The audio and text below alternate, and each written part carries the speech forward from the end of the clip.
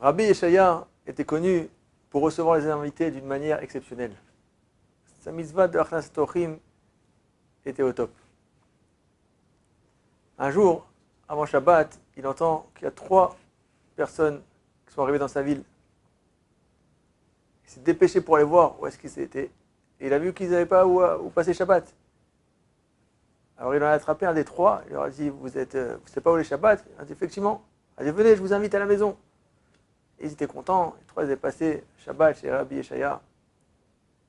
Maintenant, pas longtemps avant Shabbat, le Rav, il dit aux 3 invités, il leur dit, regardez, vous allez venir Shabbat à la maison, vous êtes là, vous allez manger, dormir.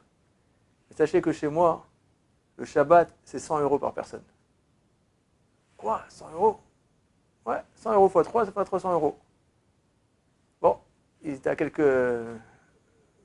minutes de Shabbat, ils ne pouvaient pas revenir en arrière. Ils ont accepté. Donc il leur dit, motez Shabbat, vous me donnerez 100 € chacun. C'est ce qu'ils ont fait. Maintenant, le Shabbat se passe. Et le Rav, il leur dit, n'hésitez pas à me demander ce que vous avez besoin, je suis là pour vous. Pendant tout le Shabbat, chacun des 3 invités, entre guillemets, il demande au Rav, vous n'avez pas un petit peu de vin, des salades, du pain, des gâteaux, et comme ça, pendant tout le Shabbat, il passe vraiment un bon Shabbat avec toutes les bonnes choses. Et le Rav, il les sert. À la fin du Shabbat, les 3 invités vont voir le Rav et lui sortent 100 € chacun. À ce moment, le Rav, il s'arrête, il dit Chas v'shalom d'accepter cet argent. Et quoi, on avait convenu avec toi qu'on te donnerait 100 €. Il dit non, Chas v'shalom. Tu crois que tu vas m'acheter ma mitzvah d'Achnat Tochim? Tout ce que je vous ai demandé de me payer 100 € par personne, c'est pour que vous vous sentiez à l'aise. Que vous puissiez me demander ce que vous voulez. Le fait que vous saviez que vous deviez payer ce Shabbat, vous n'avez pas eu honte de me demander ce que vous voulez. Donc c'est la seule raison pourquoi je vous ai demandé de me payer 100 €. Mais chas v'shalom d'accepter de l'argent pour cette belle mitzvah.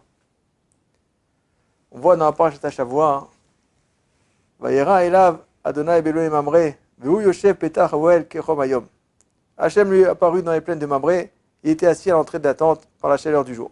Rachid est dit à l'entrée de la tente pour voir s'il viendrait à passer des gens qu'il pourrait inviter à rentrer chez lui. Abraham Avinu, il vient de faire la brit mila.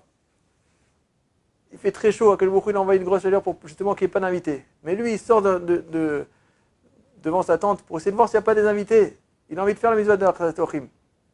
Il dit le Reshit Rochma, Shetzarir la tête la oreach argasha shabait shelo vehu balabait vata oreach. Il dit quand on invite une personne, il faut donner l'impression, l'argasha, le sentiment à notre invité que c'est lui le balabait, que c'est lui le propriétaire de la maison et que nous on est des invités. On raconte que le Chafetz Chaim un jour devait avoir des invités qui devaient venir chez lui à la maison. Qu'est-ce qu'il a fait? Il s'est dépêché à rentrer dans la chambre avant que les invités arrivent. Il a commencé à préparer les lits, les draps, les couvertures, etc. Là-bas, il y avait un de ses élèves qui est passé. Il dit, mais Rav, attendez, c'est pas de votre kavod à vous de préparer des lits. Le Chafetz Chaim, il lui a répondu, et quoi? Et tefilin, tu veux les mettre à ma place aussi tous les matins? La mitzvah de Achnat Tochim, c'est une mitzvah de recevoir les invités. Rabbi Chaim Ozer, un jour, il a reçu un invité pendant la fête de Sukkot. Le premier soir de Sukkot arrive et le Rav s'excuse auprès de son invité et il lui dit, il faisait très froid, et il dit, regarde, je suis désolé, je ne pourrais pas descendre à la souka, descends-toi dans la souka, mais comme je suis un peu faible, je ne pourrais pas manger avec toi ce soir. Donc il lui dit, va, tout est prêt là-bas, tu pourras manger. Au bout de quelques minutes, l'invité, il voit que Rav Chaim Ozer descend dans la souka, avec un gros manteau. Il dit, Kvod Rav, qu'est-ce que vous faites là? Il dit, non, c'est vrai que celui qui a froid, il est pas obligé dans la souka. Mais il n'y a jamais écrit que celui qui a froid, il est patour, il n'est pas obligé de faire la mitzvah de Achnat Tochim, de recevoir ses invités. Donc il est venu, il s'est occupé de son invité dans la souka.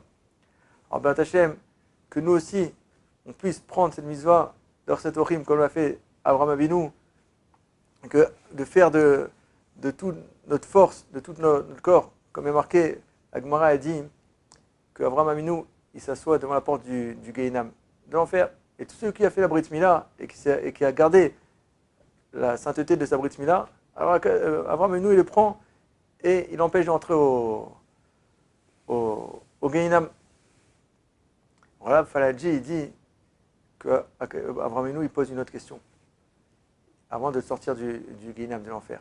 Il dit, est-ce que toi aussi tu as fait comme moi la mitzvah de Orset Ochim? Est-ce que toi aussi tu as invité des invités fait cette mitzvah de toutes tes forces? Et s'il répond oui, alors il sera sauvé du Gehinam, de l'enfer. Hachem, qu'on ait ce route de nous aussi recevoir les invités comme le faisait Abraham Avinu. Amen.